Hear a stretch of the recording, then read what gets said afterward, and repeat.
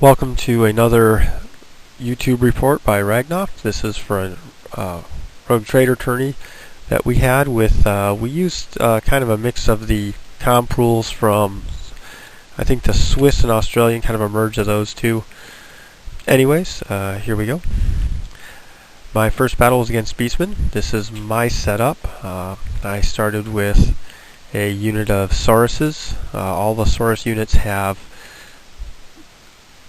musician, standard bearer, and spears, and then a normal stegodon with the great bow, and then another unit of Sauruses with the skink battle standard bearer, then the general on the old one on a Carnosaur. He has the blade of realities and enchanted shields, and then a unit of 15 Sauruses. The other two are 17 and 18. And then I have skinks in front of my salamanders. I have a skink unit with Croxigers. I think we can see the other side better. Yeah, so this is kind of from the other view.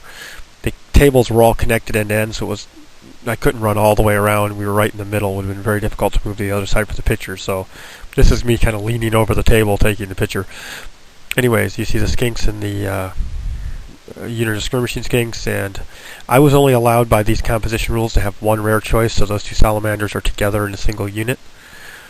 And then you'll see I have 11 skinks with musician and standard bearer and Croxiger. And my pterodons and the cavalry are here on the far right. Now, I don't know the Beastmen very well, so he was using this really cool large model. He's used it to represent a couple things as he's tried to figure out what new models he's going to get. It was a Gorgon in this one, and he has the unit of dogs, unit of the skirmishers. I think those are the Ungor, and that's a razor.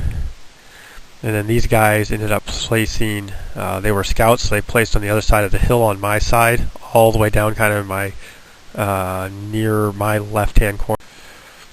And then his center here, he has dogs and a chariot. Then he has a unit of Ungor, and then more dogs, and then a unit of Gore. And one of his shamans starting that unit, and that chariot next to it is. And then another unit of the skirmishing Gore, or skirmishing Ungor, another unit of Gore with his other mage, another normal chariot, another razor Gore, and the Minotaurs have their way. I'm assuming he was going to come blasting out of this corner quick. Didn't quite end up happening that way, but you'll see. So here's the beginning of the setup. The stuff you can't see, the Gore and those things are in the bottom left of this picture. The Harpies would be in the bottom right. So on Lizardmen turn 1, I move up. My thoughts in this game are, I played this guy a couple nights before. He had a different list, and the Minotaurs were really hard hitting, I discovered. So basically I'm going to try to, for a large extent, ignore his stuff on the far left at first, and just try to kind of collapse in on that hill up there. Nothing can really shoot, everything's too far, so I just move up.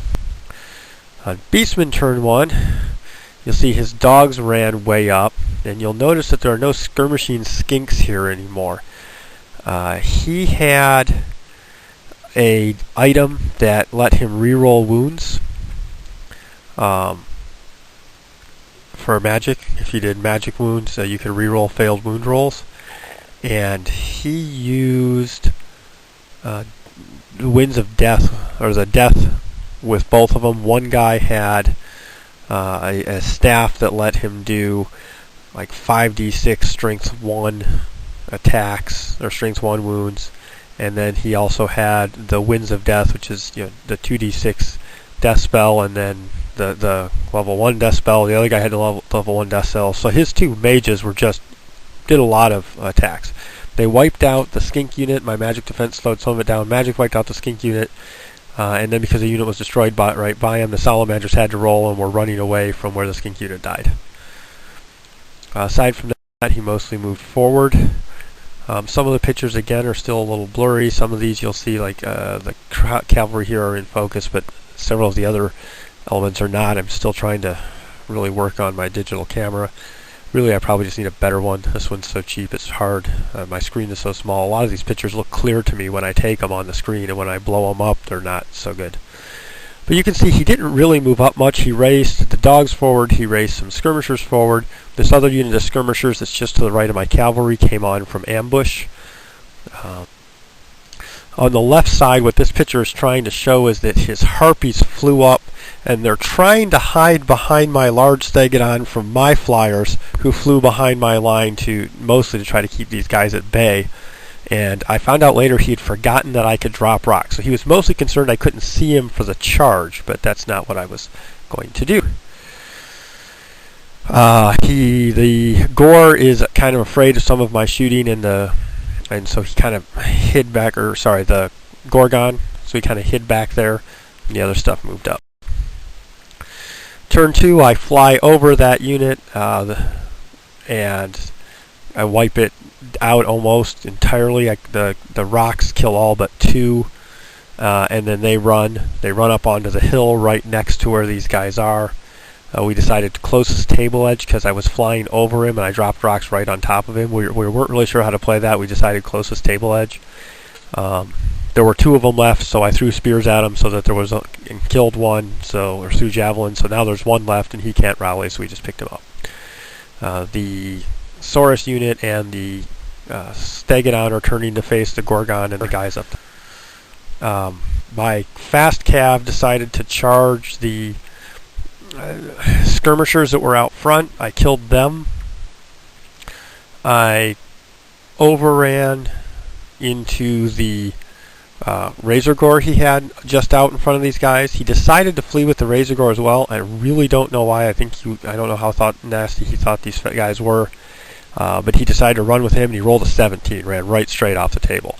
So because I did catch the Gore, I had to go my full charge movement, and I'm sitting right in front of, everything. The chariot that has the Lord in it can clearly see him. The other chariot, I'm just out of arc 4, which is lucky because that means he's blocking those Minotaurs, but yeah, everybody's right in front of me. Beastman turn 2. What he does is he only declares a charge with the Lord because he figures that's going to be enough. He charges. My other units moved up. These dogs here were fleeing. They fled the charge of my battle standard bearer. On his turn, he rallies them here. He charges my general. My general, they just can't rank up. He's actually facing the unit, but we had to turn him sideways so that they'd fit. And his general failed his fear test. His general doesn't cause fear. Those Old One cavalry do.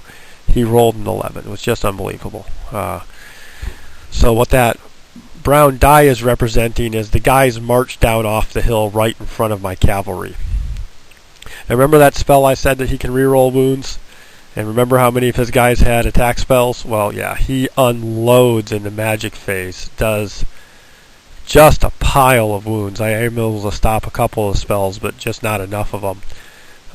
My armor saves do pretty good, but he ends up wiping that cavalry down to 2 guys, the champion and the standard bearer, and I do save, pass my panic test on that. On the other side of the field, he moves his dogs up. He's moving up the shooters, and now that my general's gone the other way, the Gorgon's coming out. And his ambushers moved up over here and started shooting at guys over on this side.